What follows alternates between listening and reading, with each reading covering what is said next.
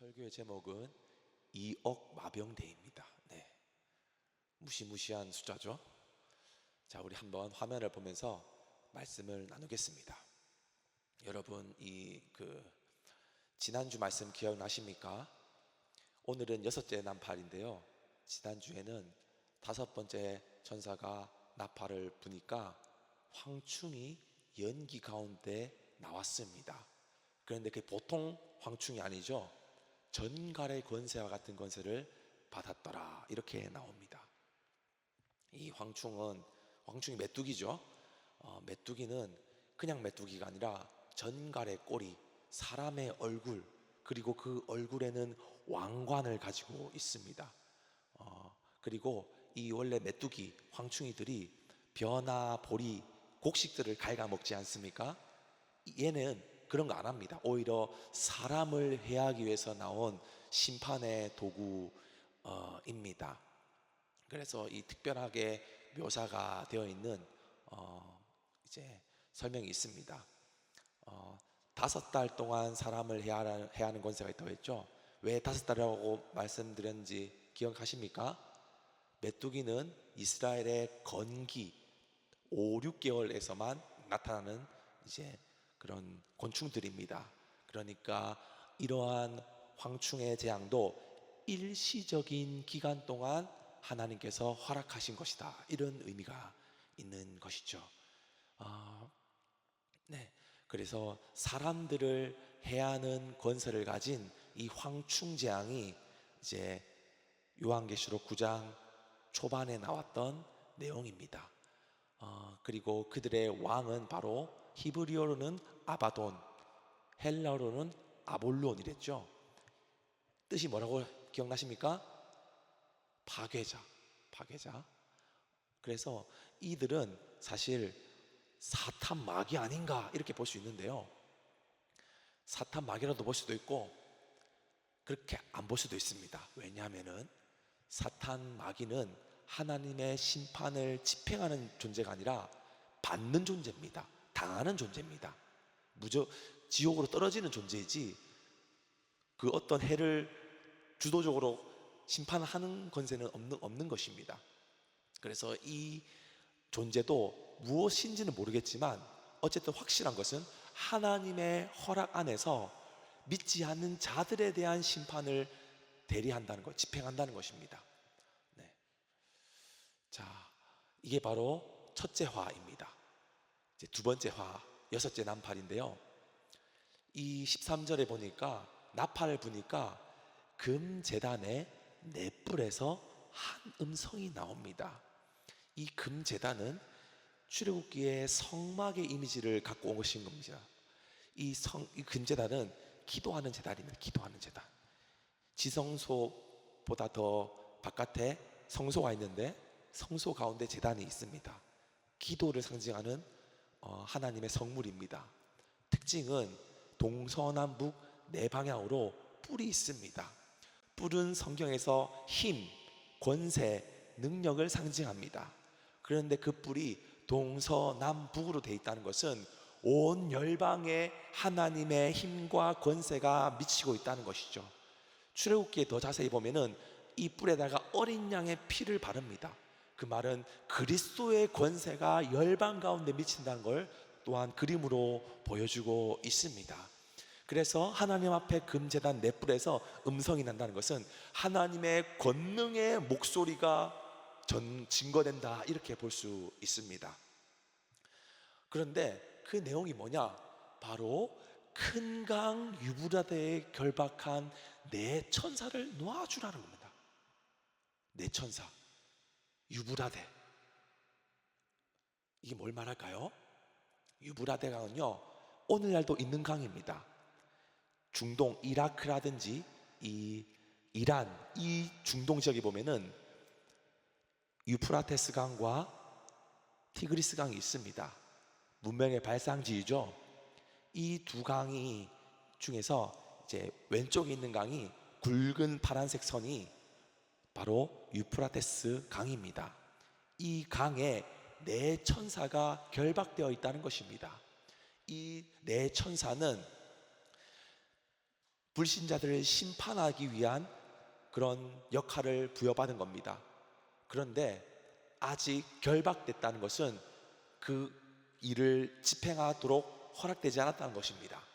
만약에 결박이 풀린다면은 3분의 1이 죽임을 당하게 될 것입니다. 이것은 곧 이스라엘 역사 가운데 수많은 대적들, 마치 사탄 마귀처럼 악한 세력들을 등장시켜서 하나님을 경멸하는 그 유대인들을 심판하는 도구로 사용했다는 것입니다. 보면은 이 유프라테스, 티그리스 강을 중심으로 문명들이 발생했는데요. 그 가운데 이스라엘에게 아주 적대적이었던 네 국가가 있습니다. 첫 번째로는 아수르입니다. 아수르는 유프라테 강에서 발흥한 아주 호전적인 민족이었습니다. 여러분, 북이스라엘이 누구한테 멸망당했습니까? 아수르 제국에게 멸망당했습니다. 또 아수르 제국은 누구한테 멸망당했을까요? 바벨론 제국, 옆집에 있는 바벨론 제국에 의해 멸망당했습니다. 이 바벨론 제국 역시 유프라테스 강에서 발흥한 아주 호전적이고 전투적인 민족이었습니다.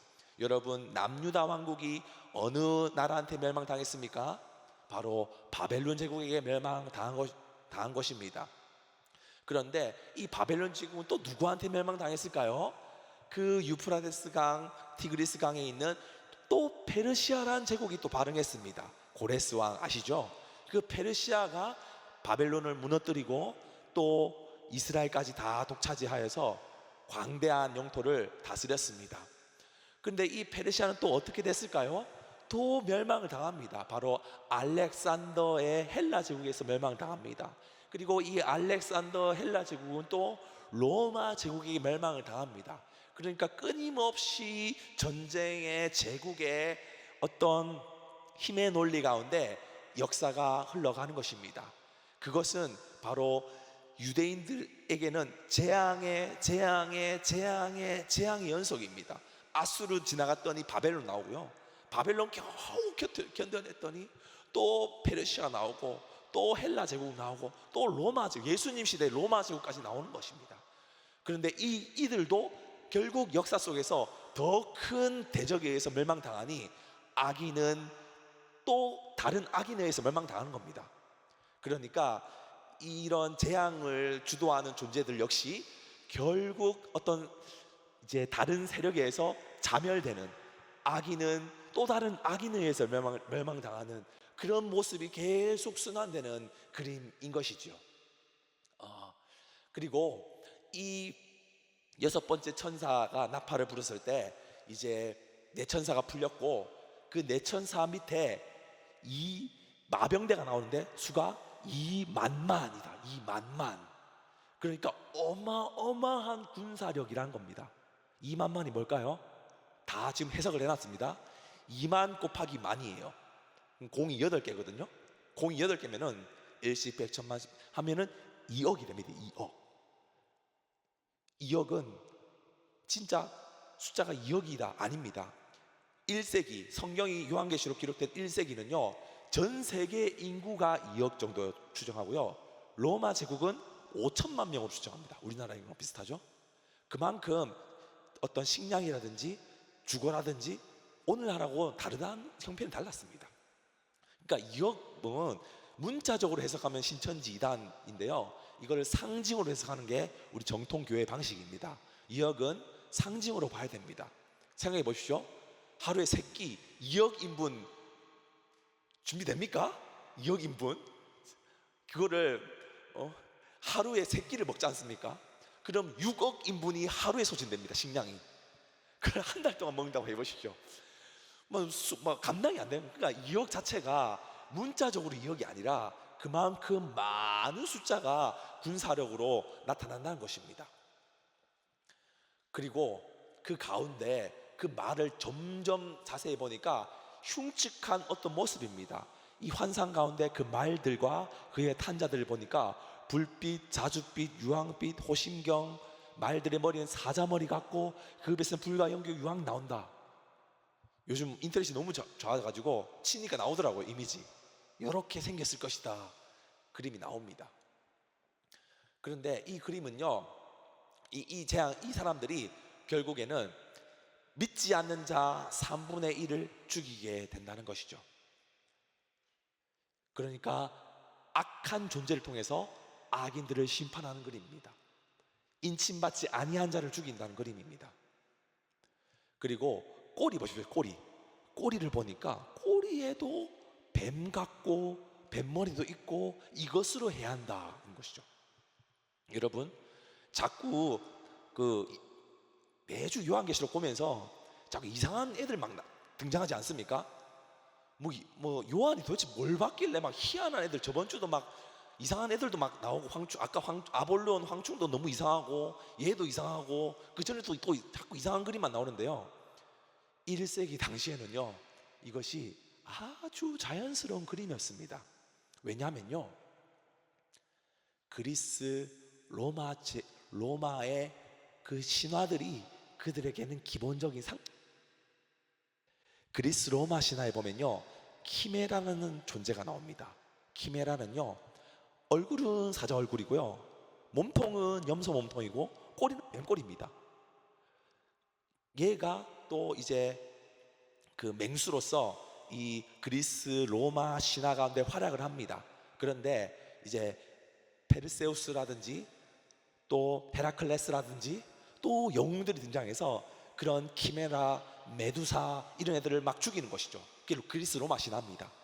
이런 신화들이 1세기 유대인들 및 로마 제국의 사람들 머리에는 기본적으로 탑재되어 있습니다. 그러니까 와, 이상한 애들 왜 이렇게 많이 나오지? 그들에게는 아주 자연스러운 어떤 존재들이라는 것이죠.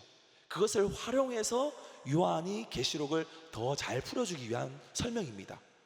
여러분, 대놓고 로마 황제 도미티아누스 황제를 가르쳐 보십시오. 요한계시록 존재 못합니다. 다 불타 없어집니다. 상징인 언어가 요한계시록이 지금까지 전달될 수 있도록 보호해주는 장치였던 것이죠. 여러분, 우리도 이런 거 익숙한 거 있습니다. 예를 들어서 어벤져스의 헐크 아시죠? 헐크 괴물, 또 거기 나오는 타노스 아시죠? 그런 게 아주 괴물이고 흉측하지만 우리 젊은 사람들한테는 아주 자연스러운 이미지입니다. 마찬가지로 이 키메라 같은 이런 존재들이 그들의 세계관에서는 아주 자연스러운 존재란 거예요. 팍스 로만 무슨 뜻인지 아시는 분 있으신가요? 로마의 평화입니다. 로마의 평화. 로마는요, 천년 제국이었어요. 천년 제국. 그래서 유럽, 아프리카, 아시아 광대한 영토를 오랫동안 다스렸습니다. 로마에는요, 평화가 있다. 로마의 평화, 로마의 번영, 이것을 이렇게 팍스 로마나라고 합니다. 그런데요, 정말 평화일까요? 로마 황제가 평화를 전달해주는 메시아로 우리가 믿을 존재입니까? 로마의 평화는 힘의 평화입니다. 힘의 평화. 칼에 의해 세워지는 평화입니다. 오늘날도 마찬가지죠.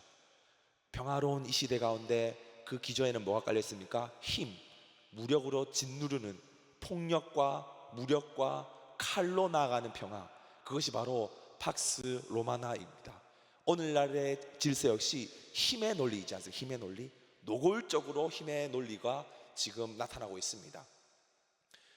All roads lead to Rome. 모든 길은 로마로 통한다. 이것을요, 아주 좋은 쪽으로 해석하는 사람이 있습니다. 로마의 번영, 로마의 성공. 그런데요, 로마는 길을 왜 만든지 아십니까? 2억 명의 군사들 루트입니다. 그 거대한 식민지를 유지하기 위해서는 어떻게 할까요?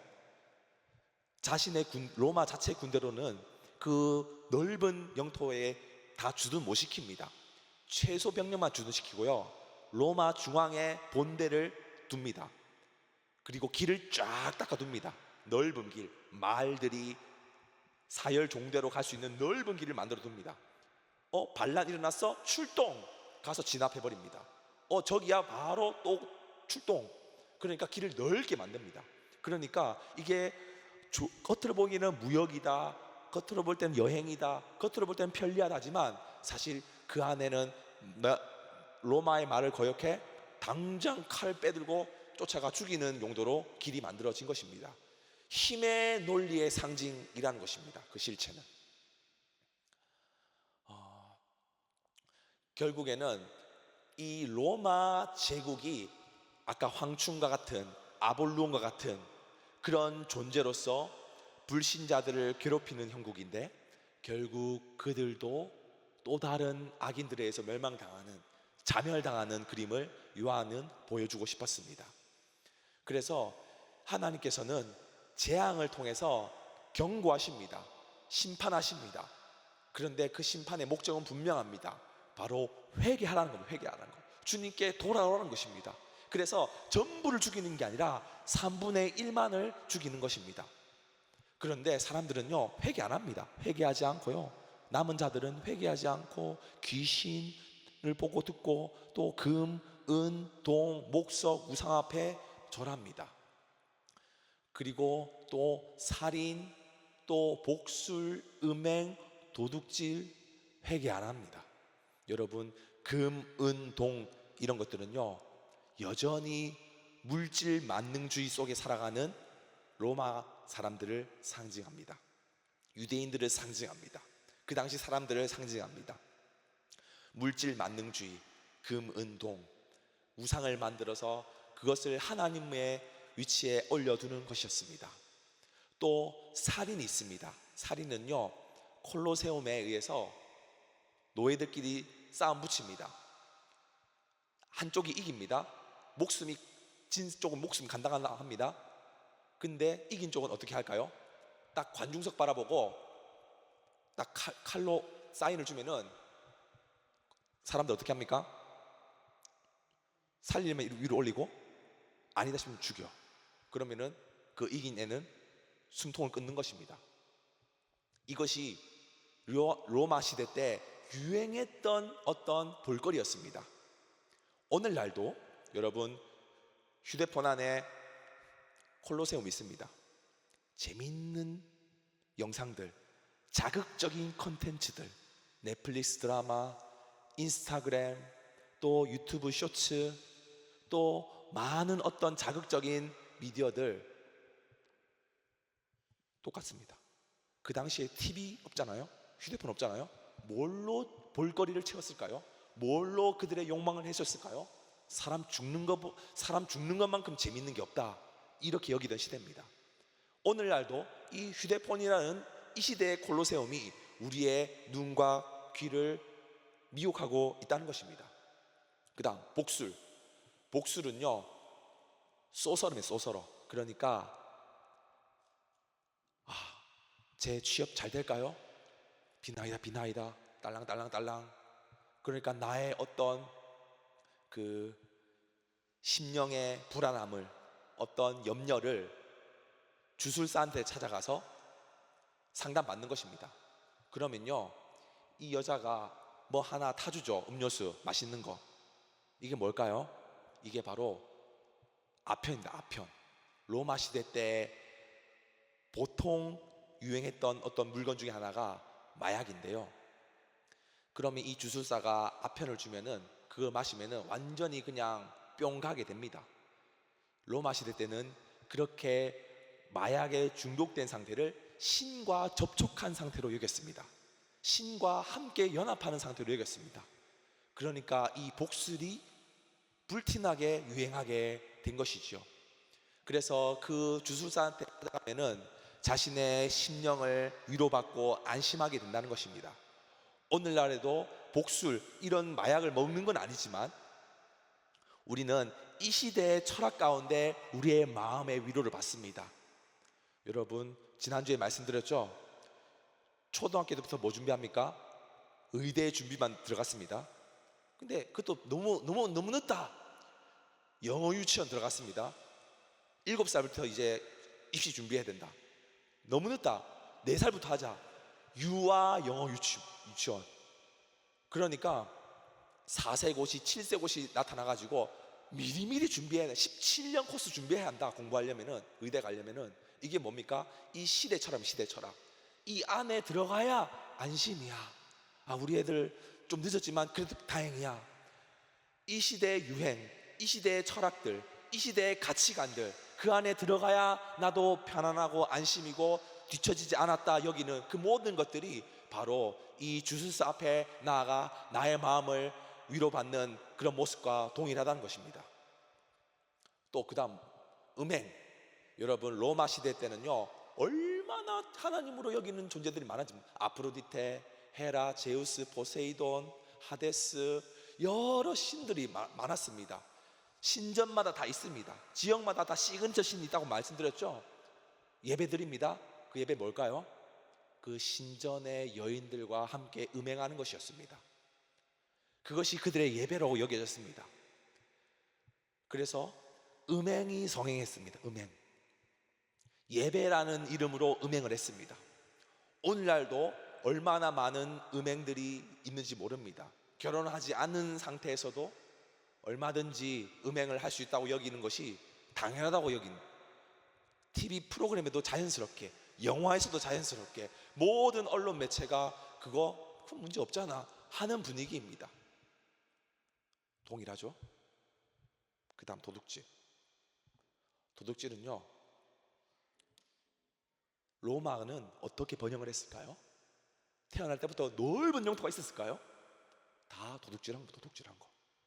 다 칼 들고 쫓아가지고 죽이고 노예 삼고 협박하고 그 땅의 자원을 빼앗고 다른 사람들을 정복하는 그 모든 행위들이 사실 다 빼앗는 것이었습니다. 팍스 로마나는요 로마의 평화가 아닙니다. 사실은 그건 껍데기입니다. 로마로부터 나온 지옥과 같은 끔찍한 비참한 현실이 사실 진면모이었습니다. 여러분, 우리가 살아가는 오늘날의 이 현대사 역시 다르지 않습니다. 팍스 아메리카라는 말도 있죠. 평화의 시대이지 않습니까? 하지만 여전히 살인, 복술, 음행, 도둑질, 금, 은, 동 온갖 물질로 우상 만들어서 하나님보다 더 귀하게 여기는 행태가 오늘날도 얼마나 많은지 모릅니다. 예레미야 17장 9절은 말씀합니다. 만물보다 거짓되고 심히 부패한 것은 사람의 마음이다. 사람들은 다 우상을 섬기지만 포세이돈 섬기고 아프로디테 섬기는데 사실은 그게 허수아비인 건 그들 역시 알고 있습니다. 그 예배는 사실 누구를 향한 예배일까요? 나를 섬기는 거야. 내가 하나님이야. 껍데기 올려두고 자기를 숭배하는 것, 자기를 사랑하는 것, 그것이 이 모든 행태들의 핵심이었습니다. 여러분, 그런데 복된 소식이 있습니다. 결론인데요, 예수님은요 우리에게 새로운 길을 주셨습니다. 모두가 다 팍스 로마나, 모든 길은 로마로 통한다는 이 가치관 속에 그 길을 걷고 있을 때, 그 넓고 그 세련되고 그 화려한 길을 걷고 있을 때 예수님께서는 길을 하나 제시해 주십니다. 그 길이 뭘까요? 내가 곧 길이요 진리요 생명이니 나로 말미암지 않고는 아버지께 올 자가 없다. 주님은 우리에게 친히 길이 되어 주셨습니다. 예수님은 길을 제시한 게 아니라, 길 선생이 아니라 길 그 자체가 되어 주셨습니다. 자신이 십자가에 죽으시고 부활하신 것은 우리의 새롭고 산 길로서 우리에게 그 기회를 주신 것입니다. 근데요 그 길은요 우리가 육신의 눈으로 바라보기는 힘듭니다. 왜냐하면 좁거든요. 협착하거든요. 가시밭도 있거든요. 그런데 그 길로 들어가라. 왜냐하면 넓은 길, 화려한 길, 사람들이 많이 가는 길, 유행하는 길은요 다 멸망의 길이라고 말합니다. 마태복음 7장 13절에. 오히려 생명으로 인도하는 문, 길은 좁고 협착해서 찾는 자가 적다. 이곳에 지금 예배하고 있는 자들, 우리 주의 권속들은요 다 이 예수님이라는 생명의 길로 나아가 있는 줄로 믿습니다. 아멘. 그 아볼루온을 비롯한 황충이들은요 제가 만든 함정에 빠지는 애들, 자신들의 악인들은요, 그 자기 죄로 자멸하는 자멸. 악인들의 운명은 자멸입니다. 악인들의 끝은 결국 자기의 꾀로 자기가 죽임 당하는 것입니다. 무서워요. 요한계시록 말씀 끔찍해요. 유황불 나오고 연기 나오고. 그런데 여러분, 별은요 가장 어두울 때 밝게 보이는 법입니다. 지금이야말로 은혜 받을 만한 때라는 걸 기억하십시오. 지금이야말로 구원받을 때라는 걸 잊지 마십시오. 세상에 재앙이 심하고 산불도 났잖아요. 온갖 전쟁이, 내전이 끊이지 않지 않습니까? 말세다 할 게 아니라 또 하나 기억하십시오. 심판은 언제나 구원과 함께 온다는 사실입니다. 지금이야말로 더 주님께 매달릴 때고, 지금이야말로 더 하나님 말씀을 찾을 때인 줄로 믿습니다. 그리고 그러면은 언제까지 해야 되냐? 이런 삶을 언제까지 해야 되냐? 너무 더딘 것 아니냐? 그런데 그 말씀이 딱 나옵니다. 주의 약속은 어떤 일은 더디다고 하지만 더딘 게 아니야. 왜냐하면 주님께서 참으시는 거야. 아무도 멸망하지 말라고 기다리시는 거야. 다 회개하기를 원하신다. 우리가 해야 될 것 또 하나, 회개하는 거. 주님께서 기다리시니 주님 속히 회개하기 원합니다. 속히 주님 앞에 무릎 꿇습니다. 모든 이들이 또 중보기 돼야 합니다. 모든 이들이 주님 앞에 나가 회개할 수 있도록 주님 불쌍히 여겨달라고. 주님께서는요, 오늘이라도 바로 결박 푸실 수 있습니다. 그럼 끝나는 거예요. 그런데 오늘도 우리에게 새로운 날을 주신 것은 우리에게 한량없는 자비로 참으시기 때문입니다. 말세가 될수록 사람들은 자기를 사랑합니다. 돈을 사랑합니다. 감사하지 않고 부모를 교만하고 온갖 죄악 가운데 더 치닫습니다. 우리가 해야 할 일은 또 이 마지막 때의 가운데 하나님의 이 뜻을 헤아려서 다른 사람들에게 복음을 증거하고 진짜 길을 제시해주는, 예수님이라는 참된 생명의 길을 전해주는 것입니다. 그리고 그러한 길로 우리가 친히 나아가는 것, 그것은 다른 것이 아닙니다. 우리가 서로 사랑하고 서로 위해서 기도해주고 서로를 대접해주고 서로를 위해서 배려해주고 오래 참고 복음을 증거해주는 우리의 모든 일상의 삶 가운데 할 수 있는 그것입니다. 여러분, 그러한 삶 살기를 원하십니까? 믿음의 삶을 살기를 기뻐하십니까? 여러분, 그러한 삶을, 우리 그 능력을, 그 힘을 이미 다 이곳에 예배한 자들 다 받았습니다. 벚꽃이 피는 이 좋은 시절에 주를 위한 그 헌신의 마음으로 나아가는 저 여러분 되시기를 바랍니다. 자, 우리 말씀 마치고